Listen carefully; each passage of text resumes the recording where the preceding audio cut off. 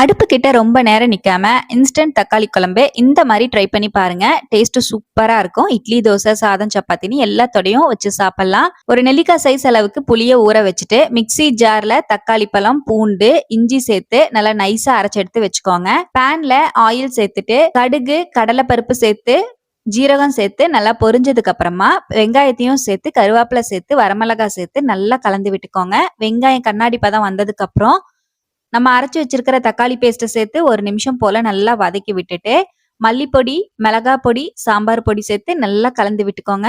நல்லா ஃபுல்லா கலந்து விட்டுட்டு நம்ம கரைச்சி வச்சிருக்கிற புளி தண்ணியையும் சேர்த்துட்டு தேவையான அளவுக்கு தண்ணியையும் சேர்த்து உப்பு சேர்த்து நல்லா கலந்து ஹை ஃப்ளேம்ல ஒரு 5 நிமிஷம் கொதிக்க வச்சுக்கோங்க. ஒரு 1/2 டீஸ்பூன் மஞ்சள் பொடியும் போட்டுருங்க.